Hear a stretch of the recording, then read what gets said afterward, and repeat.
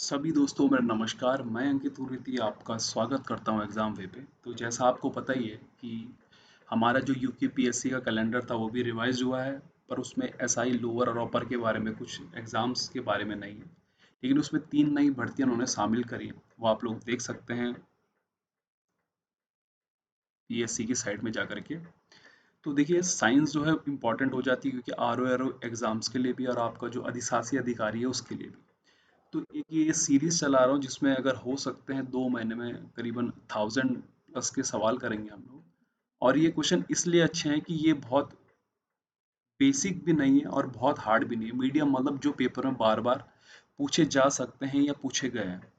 तो देखो आज साइंस की पहली क्लास है, इसकी पीडीएफ आप लोगों को टेलीग्राम पे मिल जाएगी।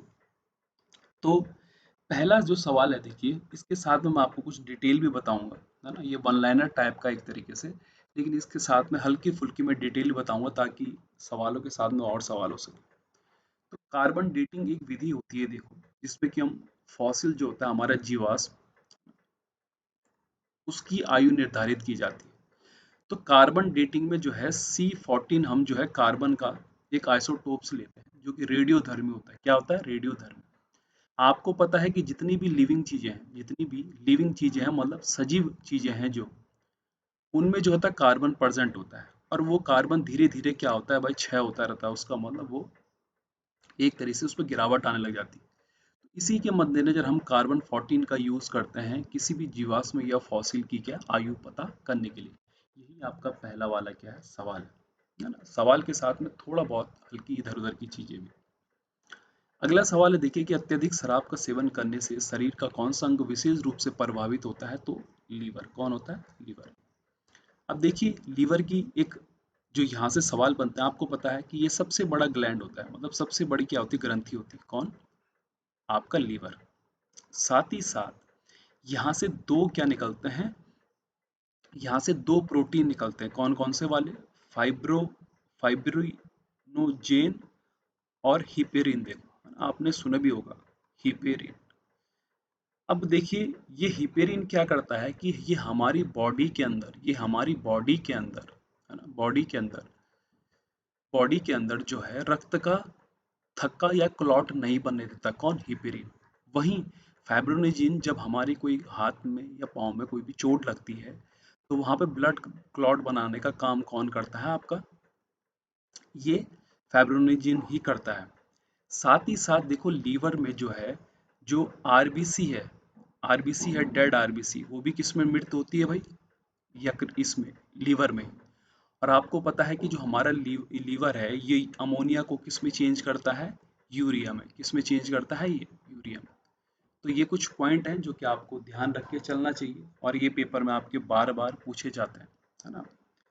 अगला देखिए, शरीर में रक्त बैंक का काम कौन करता है? तो स्प्लीन करता है। और इसको क्या बोलते हैं? ग्रेवयार्ड ऑफ आरबीसी भी बोलते हैं। क्या बोलते हैं? ग्रेवयार्ड ऑफ आरबीसी भी बोलते हैं। इसको, आपके स्प्लीन को। और आरबीसी जो है लीवर में भी क्या होती है, मृत, मतलब उसको ग्रेवयार्ड यकृत भी रहता है।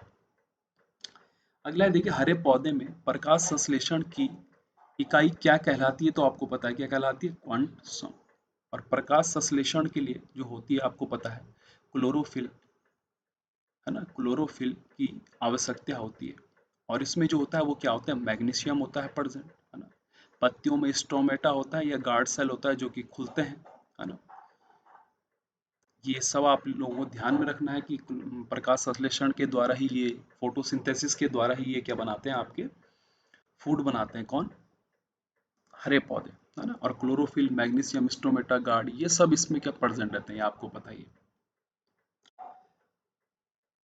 अगला देखिए, वो कह रहा है कि शरीर में रक्त की सफेद कोशिकाएं। देखो आपको पता है कि जो ब्लड कॉर्पुसल्स होते हैं, है ना, रुधिर कणिकाएं होती हैं, उसमें आरबीसी, डब्ल्यूबीसी मतलब red blood cell, white blood cell और प्लेटलेट्स मिलती हैं भाई, है ना। प्लेटलेट्स मिलती हैं। प्लेटलेट्स आजकल इसलिए इंपॉर्टेंट होगी क्योंकि डेंगू चल रहा है, आपको ध्यान होगा। देखो आरबीसी के बारे में मैं आप लोगों को पढ़ाऊंगा जब इसमें कभी सवाल मिलेगा, पर अभी डब्ल्यूबीसी के ऊपर इन्होंने सवाल पूछा। सबसे पहली बात तो देखो, ये हमारा इम्यून सिस्टम बढ़ाता है बॉडी का। कौन? White blood cell. लेकिन अगर व्हाइट ब्लड सेल ज़्यादा हो गया तो आपने हीमोफीलिया नाम का रोग सुना होगा, है ना? हीमोफीलिया नाम का रोग सुना होगा। वो कब होता है? जब आपकी आपके ब्लड में जो है डब्ल्यूबीसी बहुत ज़्यादा हो जाता है। और इसका दूसरा नाम है ल्यूकोसाइट। क्या बोलते हैं इसको? ल्यूकोसाइट। बैसोफिल्स जो होते हैं इसमें इसमें वो मिलते हैं। क्या मिलते हैं इसमें? बैसोफिल्स इसमें मिलते हैं। इनका लाइफ टाइम जो होता है वो 2 से क्या होता है भाई? 4 टाइम्स होता है। मतलब 2 से 4 दिन इनका ज़िंदगी होती है, उसके बाद ये खत्म हो जाता है। और इनका जो मेन काम है प्रतिरोधकता क्षमता, ये इम्यून सिस्टम बढ़ाना हमारे शरीर का। तो डब्ल्यूबीसी मैंने आपको पढ़ा दिया कि ये ज़्यादा हो जाए तो हीमोफीलिया रोग हो जाता है। ल्यूकोसाइट से एक और नाम रहता है। 2 से 4 दिन इसकी ज़िंदगी होती है ना? बैसोफिल्स इसमें बहुत मिलता है ना? कभी आप अगर अपनी सीबीसी रिपोर्ट करवाएंगे तो वहाँ पे देखोगे आप न्यूट्रोफिल बैसोफिल्स आपको दिखेंगे। तो वो उन्हीं इन्हीं से संबंधित है, डब्ल्यूबीसी आरबीसी से संबंधित। अगला है देखिए, अगला है कि मछली के हृदय में कितने प्रकोष्ठ होते हैं? तो देखिए, बोलते हैं ना कि सबसे बड़ा दिल किसका होता है। तो हार्ट को अगर ये पता करना है कि किसका दिल बड़ा होता है, चैम्बर के हिसाब से करा जाता है। किसके हिसाब से? चैम्बर के, कोष्ठों के हिसाब से। अब मछली का हृदय जो है 2 चैम्बर का होता है, ह्यूमन का 4 होता है, जबकि कॉकरोच का कितना होता है? 13, सबसे बड़ा, है ना? सबसे बड़ा दिल किसका होता है? कॉकरोच का। तो उसे मारा मत करो। क्यों? क्योंकि उसके 13 चैम्बर होते हैं। और हार्ट का जो साइज नापा जाता है, मतलब कि छोटा बड़ा दिल, वो उसके चैम्बर के हिसाब से नापे जाते हैं।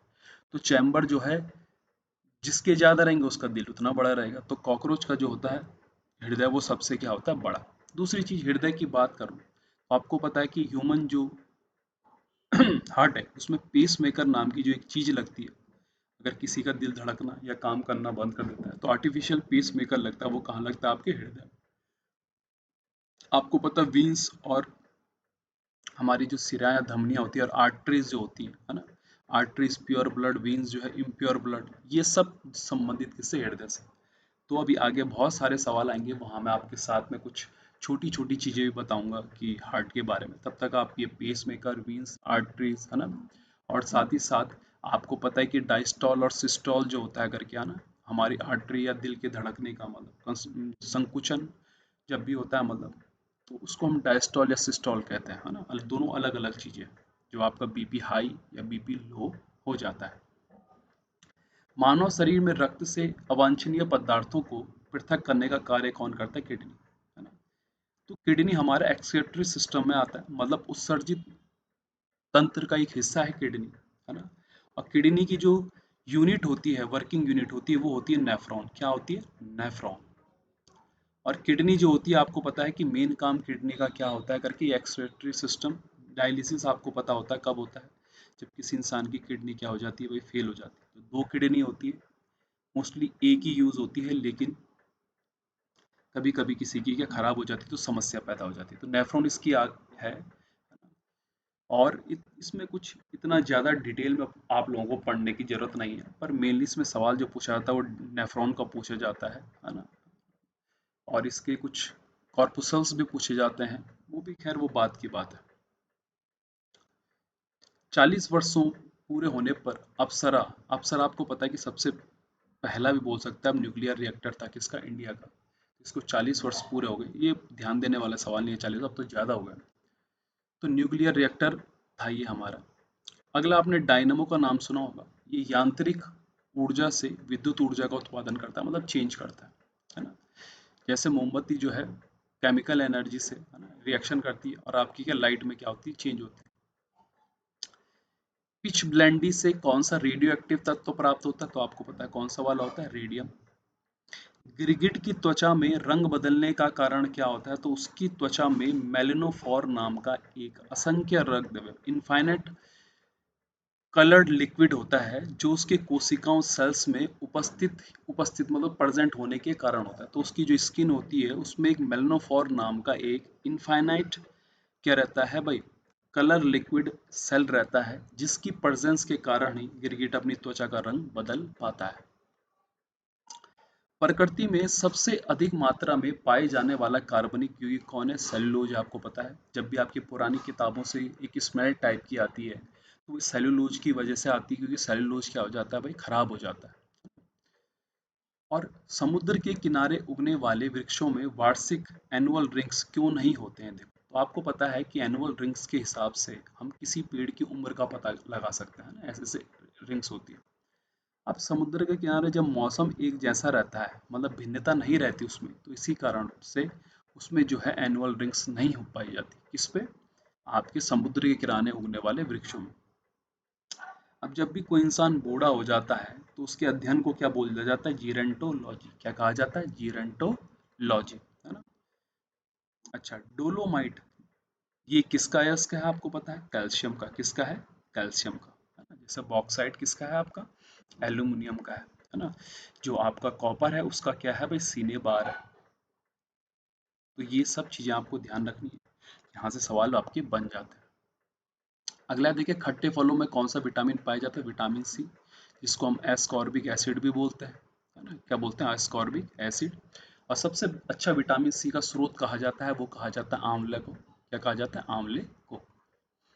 ध्वनि की तीव्रता मापने वाला यंत्र क्या कहलाता है? तो आपको पता है क्या? ऑडियोमीटर कहलाता है ना? और दूध का खट्टा होना किसके द्वारा होता है? तो जीवाणु, ये बैक्टीरिया के द्वारा होता है। लैक्टोबैसिलस नाम का जो जीवाणु होता है, अभी आप पढ़ेंगे आगे, उसकी वजह से दूध जो होता है दही में बदल जाता है। तो दही आपको पता है खट्टी होती है।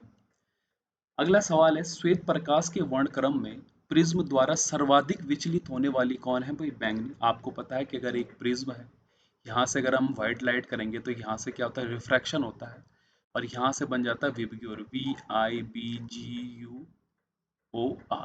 तो रेड, ऑरेंज, येलो, जेमिनी, है ना, ब्लू, इंडिका, और ये क्या? वायलेट। तो आपको पता है कि वायलेट क्या होता है? आपका बैंगनी कलर होता है। तो ये आपको रखना है, सबसे कम रेड रहता है और सबसे ज़्यादा बैंगनी। तो रेड लाइट पे, कभी आपने रेड लाइट सुनी है ना ट्रैफिक के लिए? तो रेड लाइट इसलिए यूज़ करी जाती है क्योंकि रिफ्लेक्टेड नहीं होती, मतलब दूर से भी नज़र पड़ जाती है। तो ताकि आदमी ये समझ सके कि ये रेड है, तो रेड अलर्ट है, मतलब यहाँ पर रुकने का एक मुझे कहा गया है। रेफ्रिजरेटर में प्रशीतक क्या होता है? तो क्या होता है? फ्रियोन होता है ना।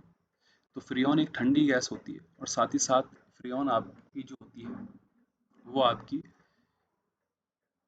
फ्रिज के ऊपर वाला हिस्सा जहाँ फ्रीजर रहता है वहां से, तो ये नीचे की तरफ हवा फेंकता है और ये क्या? ठंडा हो जाता है। तो एक सवाल, कॉमन सेंस सवाल है कि अगर मान लो मैंने फ्रिज का दरवाजा खोला हुआ है तो क्या मेरा रूम ठंडा होगा? नहीं, ऐसा नहीं होता।